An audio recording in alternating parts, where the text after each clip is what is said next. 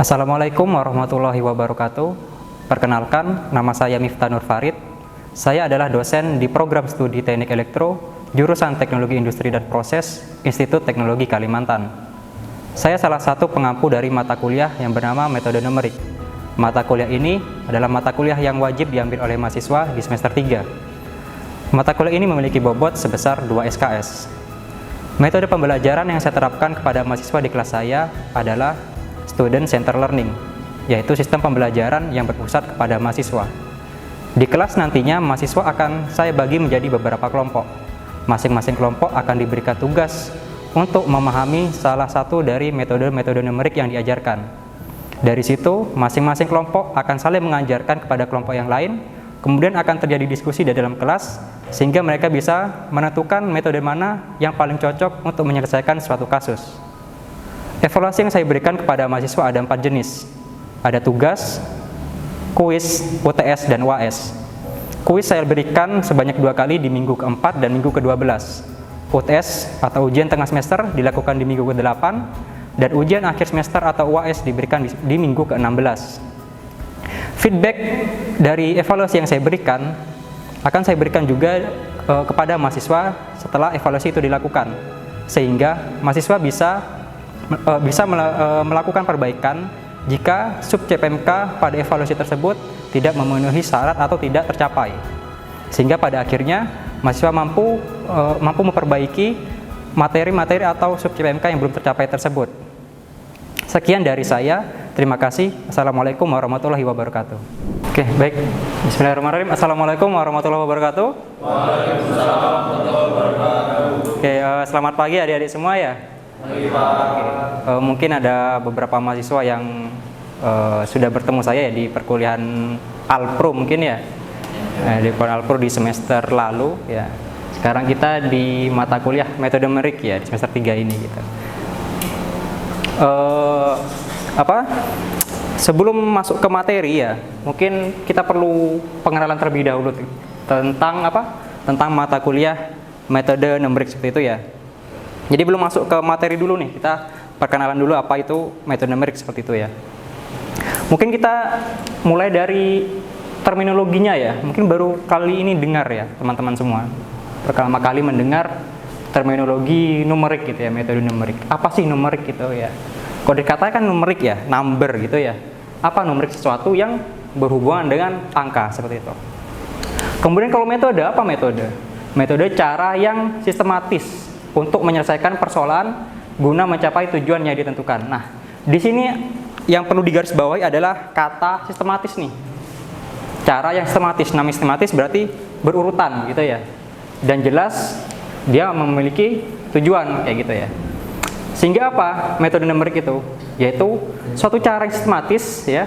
Untuk apa? Untuk menyelesaikan persoalan matematika yang melibatkan operasi angka gitu ya. Kita sudah kenal operasi angka ya sejak apa ya? SD ya mungkin ya. SD sudah kita kenal operasi matematika, ada penjumlahan, pengurangan, perkalian, pembagian gitu ya. Waktu SD mungkin kita senang dengan matematika karena operasinya kayak gini. Kemudian ketika sudah SD kelas 6 mungkin atau SMP ya, ketika huruf ikut terlibat dalam persoalan matematika ya, mulai sulit ya. Dari situ tumbuh rasa benci mungkin. Ya, tapi tenang, metode numerik itu tidak sehoror kalkulus ya. Kalkulus itu semester berapa? 2 ya? 1-2 ya gitu ya. Oke, contoh persoalan matematika. Tadi kan sudah dijelaskan bahwa metode numerik ini digunakan untuk menyelesaikan suatu persoalan matematika. Sebentar, ada yang lupa. Absen dulu ya. Nih, digilir ya. Kembali ke sini ya, contoh persoalan matematika.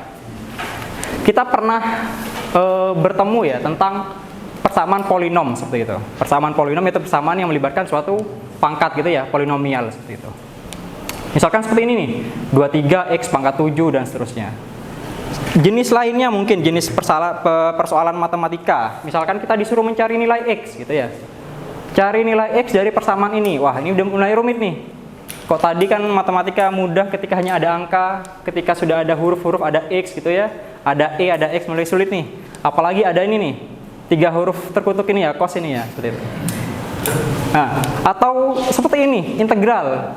Mungkin waktu kalkulus integer tertentu, kemudian di sini ada fungsi cos, fungsi sin, atau fungsi-fungsi yang mungkin mudah kita selesaikan ketika melihat persamaan atau rumusnya, gitu ya. Nah, dari sini persoalan-persoalan ini kita bisa menyelesaikannya dengan dua cara nih. Kalau di kuliah kalkulus, kita menyelesaikannya dengan yang namanya metode analitik, ya. Apa metode analitik? Metode yang kita gunakan berdasarkan rumus gitu ya, atau persamaan yang sudah baku kayak gitu. Namanya persamaan pasti ada kondisinya. Kondisi ini terpenuhi, maka kita bisa menggunakan rumusnya kayak gitu. Nah, numerik ini apa? Nah, kalau metode numerik tidak ya. Yang didapatkan itu berupa apa? Suatu solusi pendekatan ya, atau aproksimasi kayak gitu. Jadi bukan solusi yang pasti, tidak seperti pakai persamaan, tapi solusi pendekatan, yaitu nilainya mendekati benar kayak gitu ya.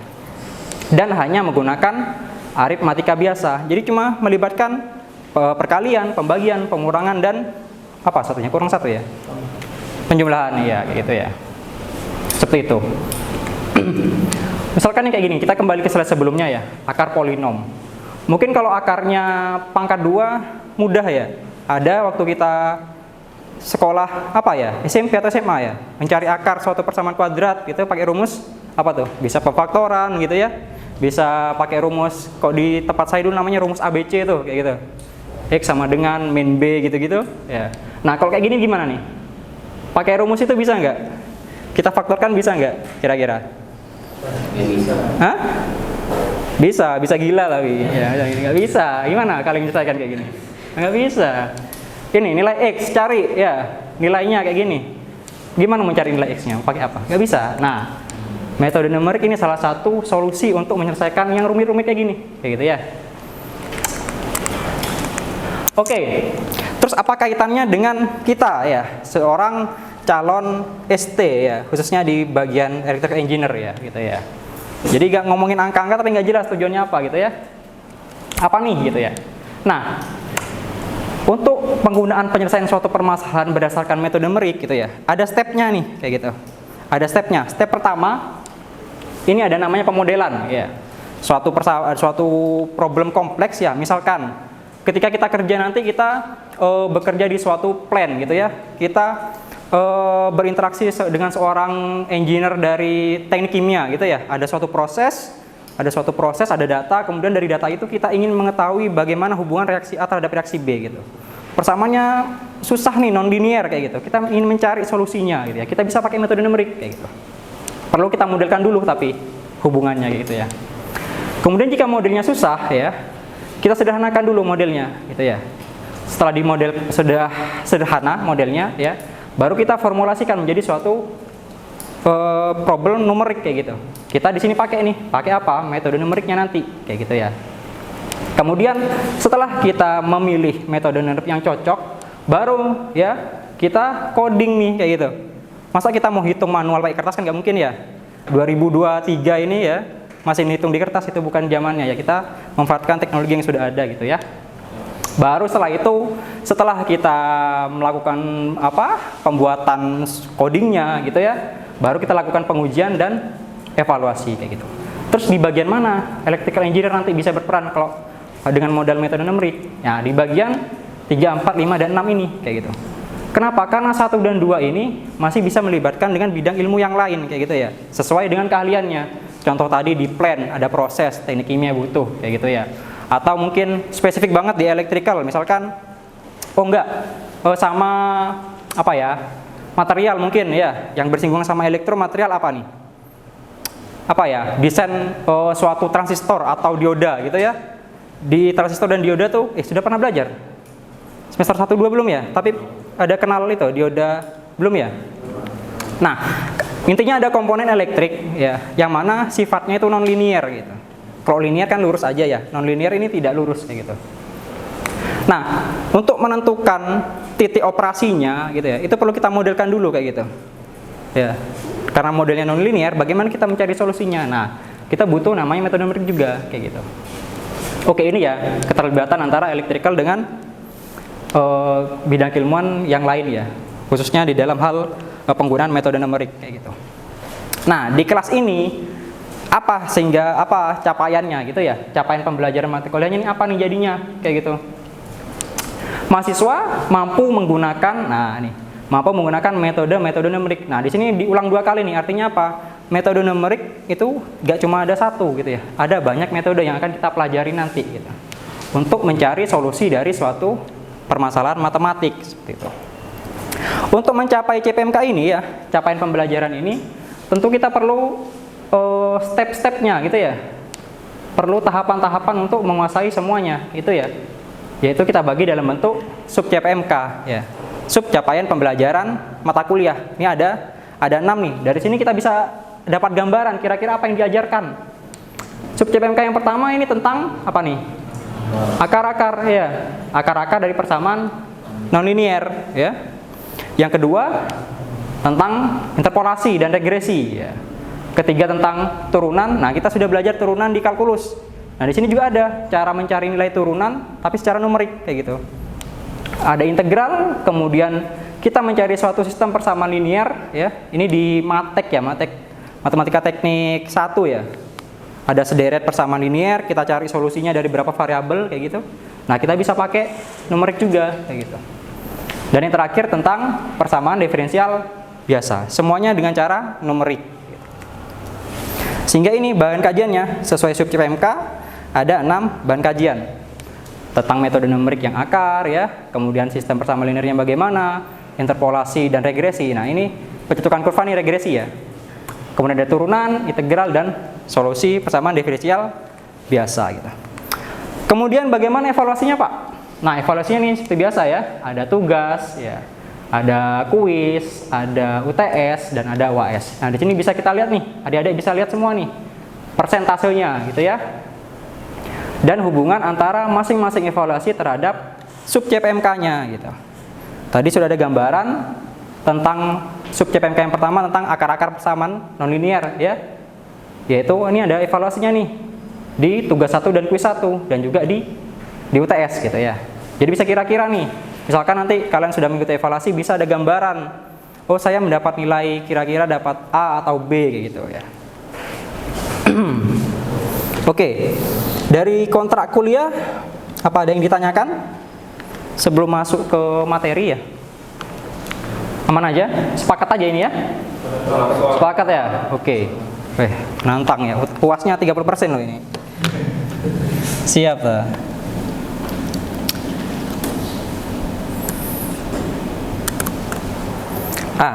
Kita masuk ke materi pertama ya. Tentang akar persamaan nonlinier ya. Akar, root ya. Nah, tadi yang saya bilang ya, ini suatu persamaan nonlinier ya, persamaan kuadrat ya. Pangkat tertingginya 2 nih gitu ya. 2x kuadrat tambah 6 dikali x ya, ditambah 4 sama dengan 0 gitu. Namanya akar, kita mencari nih solusinya bagaimana ya. Maksudnya solusi atau akar adalah berapa sih nilai x yang kita butuhkan sehingga ketika nilai x itu kita masukkan ke sini ya, hasilnya adalah 0 kayak gitu. Apakah 0 x-nya? Kita masukkan 0, masih sisa 4 gitu ya. Berapa jadinya? Kayak gitu. Nah, selama kita mungkin ya di sekolah atau di sebelum kita mulai kuliah semester 1 itu apa namanya? Matrikulasi ya. Nah, matrikulasi ada kan ya? Ada nggak sih? Ada ya? Ada ya. Solusinya apa? Nih, persamaan ABC kalau di tempat saya namanya ya. Yaitu B yang mana? B adalah koefisien yang ada di pangkat yang 1 ini ya 6, A yang ini ya, dan yang C adalah yang koefisien yang terakhir ini gitu. Kita masukkan satu-satu nilainya, dapat nih nilai X-nya gitu ya. Bisa X-nya adalah -1, X yang 2 bisa -2 seperti itu. Tinggal masukkan aja nih nilai-nilainya gitu ya. Kemudian gimana kalau bentuknya kayak gini? Nah, ini. Kita mau sisipkan ini di mana ya? Gak bisa, gimana kita menyelesaikannya? Nah, solusinya apa? Pakai ini. Gak bisa gitu ya. Solusinya apa? Pakai metode numerik. Nah, ini nih sub CPMK yang pertama. Mampu menentukan akar dari persamaan nonlinier secara numerik. Nah, ini perlu diketahui nih ya. Yang perlu digarisbawahi ini secara numerik ya. Jangan sampai nanti ketika ujian banyak nih dari tahun ke tahun itu mungkin karena ngeblank mahasiswanya ya, yang diselesaikan nggak secara numerik, analitik gitu ya. Jangan sampai ya, jangan sampai ketukar nih, oh mata kuliah Mednum sama matematika teknik kayak gitu. Apa aja yang kita pelajari? Ada 5 metode nih. Ada metode yang pertama nih yang paling mudah. Metode iterasi sederhana. Ya, namanya sudah ada sederhana ini ya.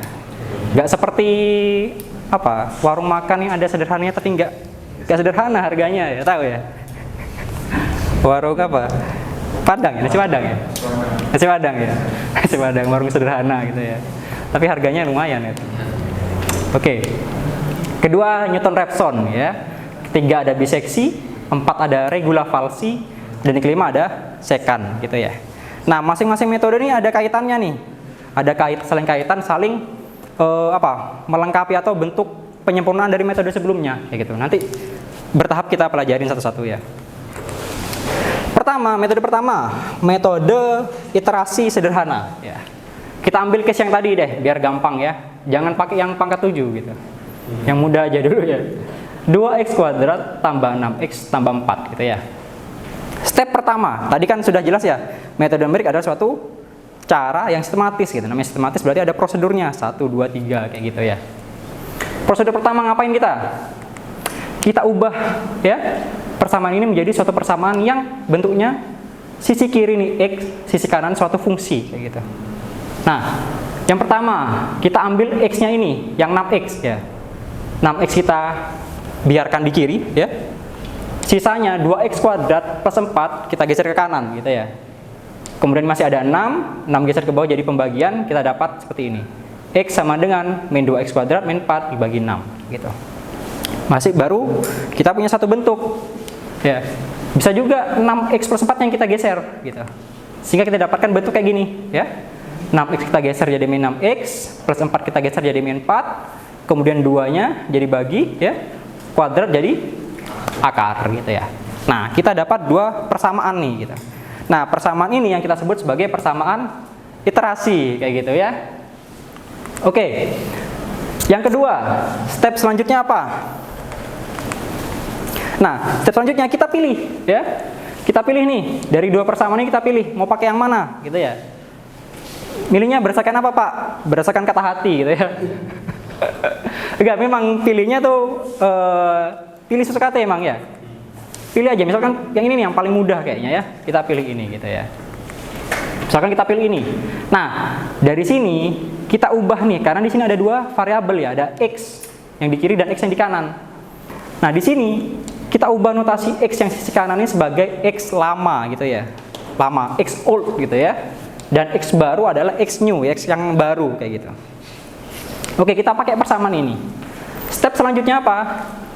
Kita lakukan inisiasi nilai terhadap x yang lama gitu. Berapa nilainya? Sembarang gitu ya. Paling gampang 0 gitu ya. Apapun dikali 0, 0 gitu kan ya. Mudah gitu. Kita masukkan nilai x lamanya 0 kayak gitu.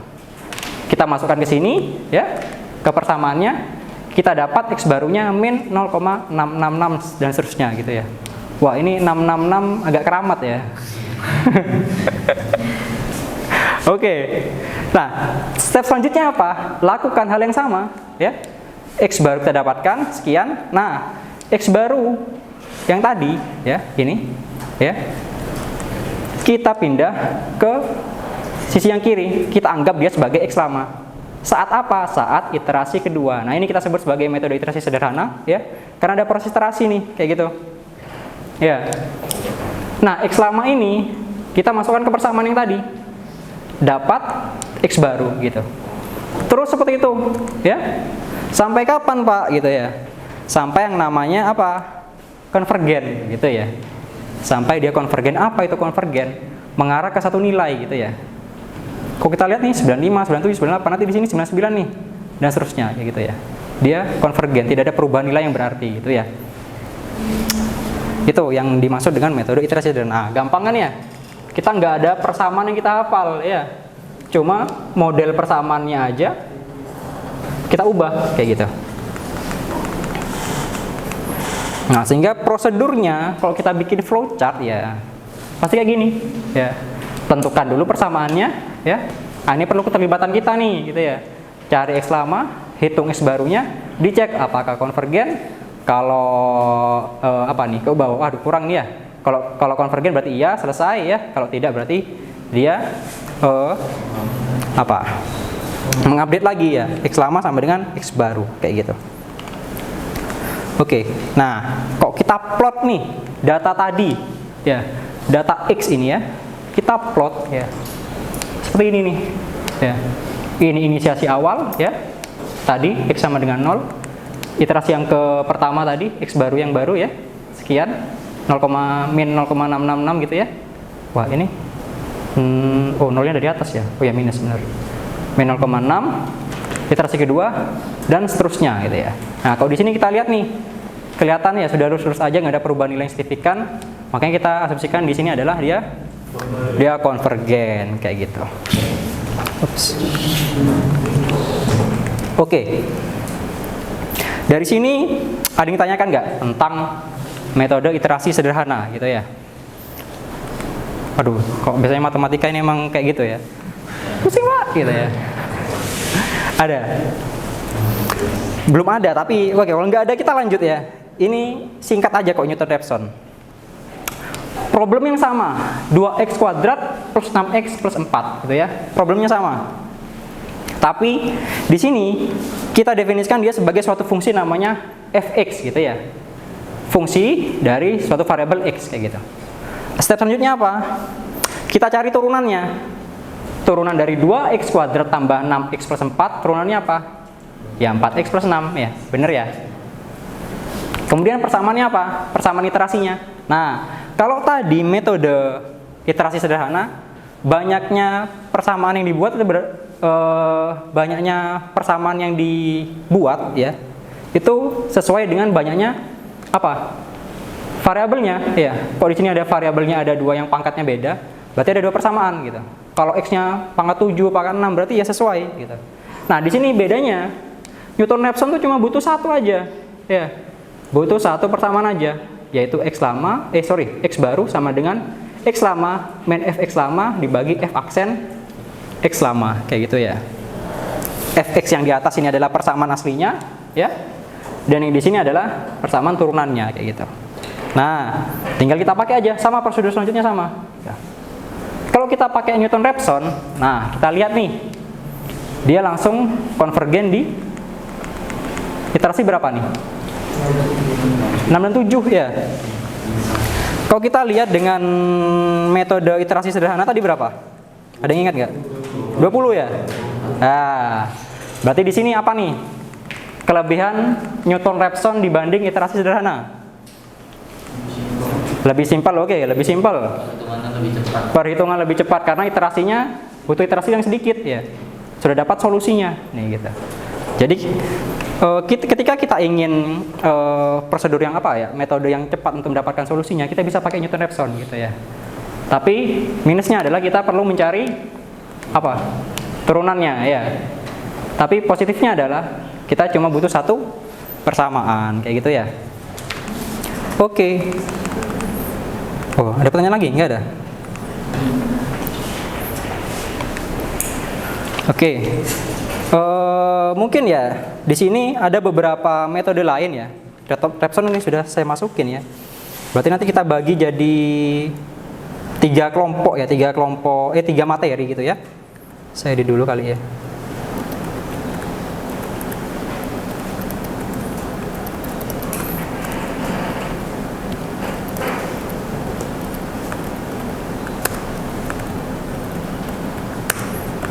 Nah, masih ada sisa 3 metode nih ya. Dari sini kita salah. Sorry.